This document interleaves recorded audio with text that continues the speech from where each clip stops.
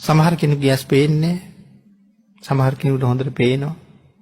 සමහර කෙනෙකුගේ පෙනුම හරි පුදුමයි. සමහර කෙනෙක් අවුරුදු 80ක් 90ක් ගියත් ඔපැස් වේලක්වත් පාවිච්චි කරන්නේ නැහැ. ලෞතර බුදුරු ළඟ කොහොම පහන් පූජාවල් කරන්නේ නැද්ද?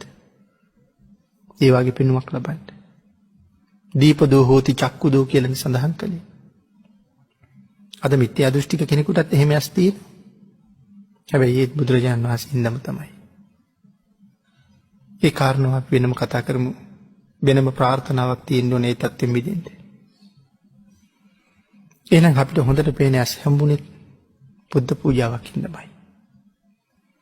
මොකද දීපදෝ හෝති චක්කුදෝ අපේ මේ ඇහෙන් වැඩක් නැහැ රැට. ඇහ කොච්චර හොඳට පේනවා වුණත් රැට මේකෙන් වැඩක් නැහැ.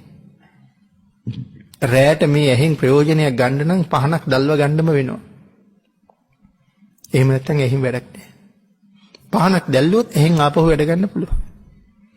ඒ නිසා පහන් පූජා කරනවා කියන එක හුදු ආලෝක පූජාවක් විතරක් නෙමෙයි. කෙනෙක් ඇස් පූජා කළා හා සමානයි. දීපදෝ හෝති චක්කුදෝ. පහන් දුන්න කියන්නේ ඇස් දුන්න කියන එකයි. පහන් පත්තු කරන්නේ රැටයි. එහෙන් ප්‍රයෝජන ගන්නයි රැට පහන්. එන්න මේ පහන් පූජාව මොනතරම් ආනිසංස සහිතද? ඉතින් ඒ වාගේ එකක් ගානේ මේ ගලපුවාම ඒකයි මම කිව්වේ අපේ ඇඟේ තියෙන රෝම කූපයක් ගානේ භාග්‍යතුන් වහන්සේට අපි නැයි කියලා. ෂණ සම්පත් දුර්ලභයි.